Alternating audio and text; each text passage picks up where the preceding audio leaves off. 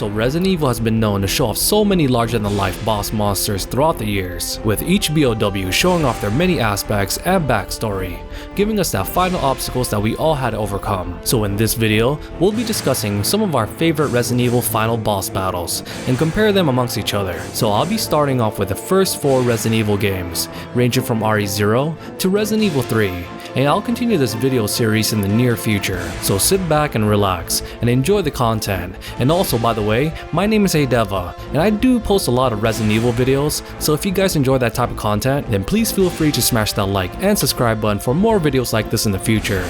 And sharing this video with a friend and any other social media outlets out there, I'd really appreciate it. Alright, so let's start off with the Queen Leech from Resident Evil 0.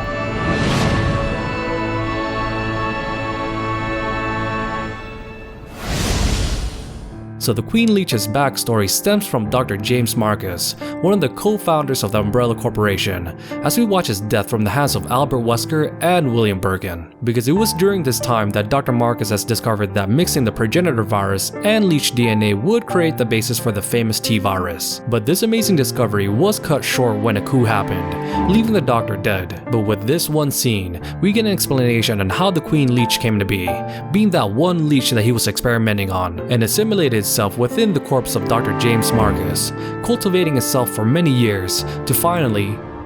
It took the T-virus inside of my queen years to procreate my new life.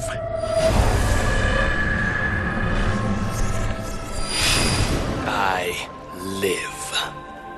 Now I will have my revenge on Umbrella, and the world will burn in an inferno of hate. You'll pay for what you've done. We'll see which one of us is gonna die. So with this newfound power, the Queen Leech is able to control the many other leeches in the game, where he's able to target people and spread the T-virus at an unprecedented scale.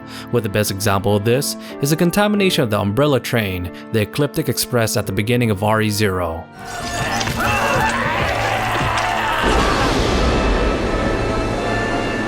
Also, these leeches are able to mimic James Marcus, making them one of the more formidable monsters in Resident Evil 0.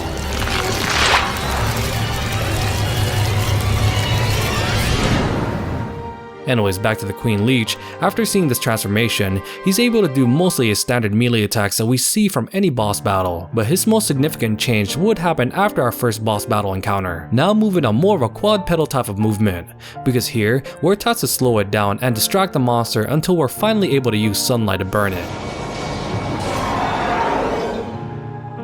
Then finally, we have Billy Cohen finish it off with this. Hey, Queenie! Feast on this!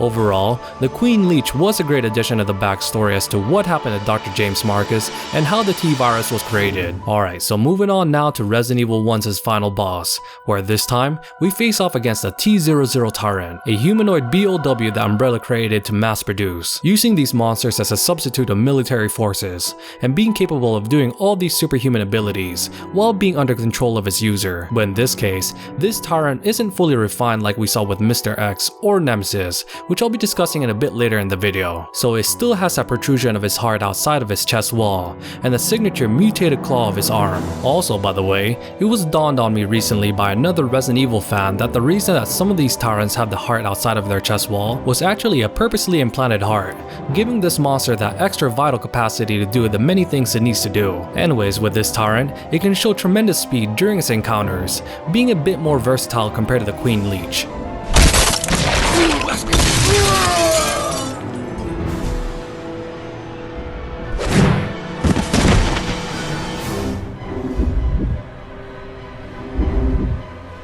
But in regular Resident Evil fashion, it meets its end by a rocket launcher like we see here.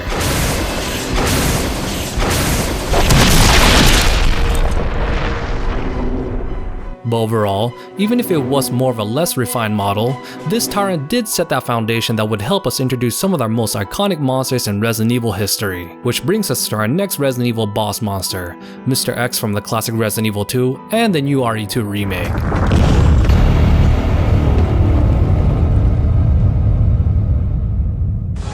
Oh, also on a quick note, I will be discussing William Birkin after we go over this tyrant. Anyways, Mr. X, like the T-00 before him, was created to be the ultimate bioweapon, used by Umbrella to complete certain objectives, and eliminating any personnel if needed.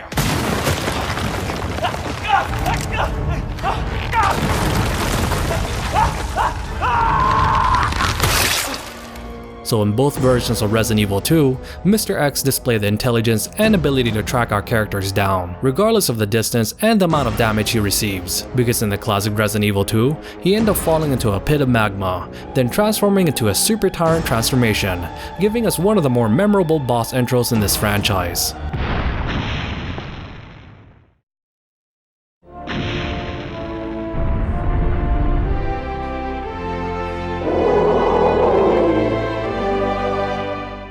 But in RE2 Remake's version, we see him damaged from all the explosions from the Umbrella secret lab, and would later be seen walking out of the explosions, with a much more muscular build and sporting just one mutated claw, and the extra heart outside of his chest wall, similar to the T-00 tyrant from RE1. Anyways, both versions of Mr. X showed off his versatility when it came to hunting our characters down, but his Super Tyrant transformation showed us that he can be very devastating with his newfound speed, being able to leap or lunge from far distances, making sure that we can't truly escape from his attacks. But in the end, both versions of Mr. X would have him eliminated by using a rocket launcher, in the spectacular Resident Evil fashion.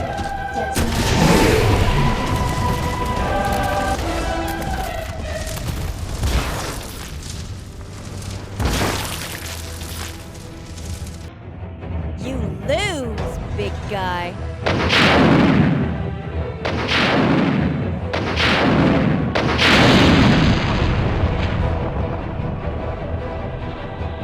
Overall, Mr. X was a truly formidable BOW, and a much more refined version of the tyrant compared to what we saw in Resident Evil 1. Anyways, let's move on to William Birkin and his Prime G transformation. So in this case, technically Resident Evil 2 did have two final boss battles, and I wanted to cover them in their prime. So in this case, William's peak transformation in the classic RE2 would have been his quad-pedal dog form.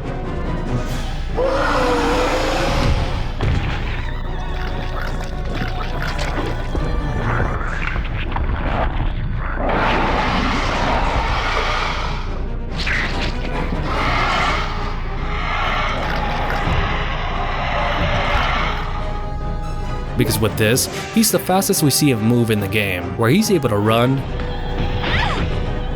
leap from platform to platform. But the topping to all of this was his ability to mutilate our characters if grabbed by his large orifice.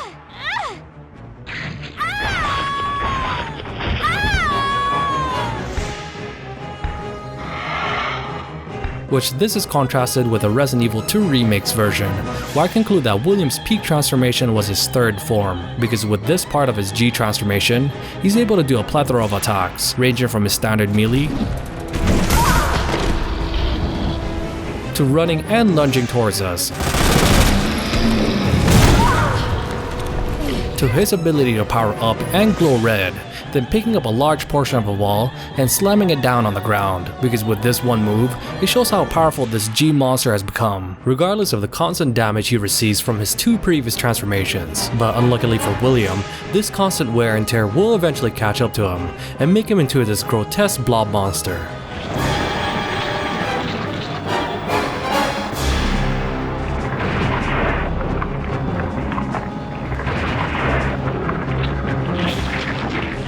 Anyways, moving on to our final Resident Evil boss monster, where we'll be discussing Nemesis from Resident Evil 3, and even discuss a Resident Evil 3 remake version of him. So Nemesis, like Mr. X, is a tyrant who was derived from the similar batch model of the T-103 series, but in his case, they added something special to his makeup, which was the Any-Alpha parasite, a parasite that was developed by the Umbrella's European branch, which gave the ability of his host to have increased intelligence and easier for his user to control the monsters, which allows them to command it to to use weaponry that we have yet to see from any tyrant at this point in the series, which was a fresh new take for a boss battle experience in Resident Evil, where we see him do a combination of his melee attacks alongside with his ranged weapons. Also, Nemesis is able to run at full speed towards our characters, making us players always on constant alert and never letting go of that tension when he's around.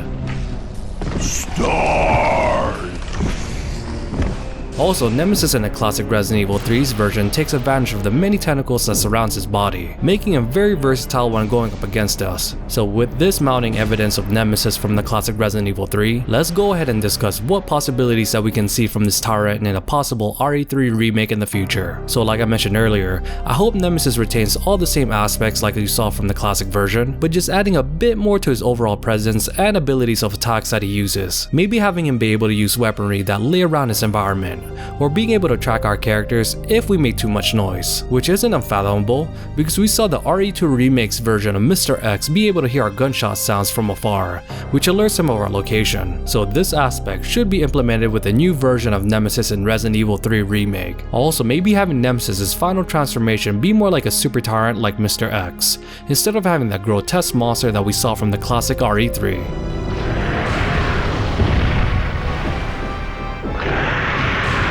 Anyways, overall, Nemesis was truly a terrifying monster to deal with, and the prospects of a future RE3 remake would make this tyrant the apex antagonist that we would hope to face in the future. Also, compared to all the other Resident Evil boss monsters that we discussed, I think overall Nemesis would top all of them, even if we haven't gotten the new RE3 Remake's version yet. Anyways, who was your guys' favorite Resident Evil final boss?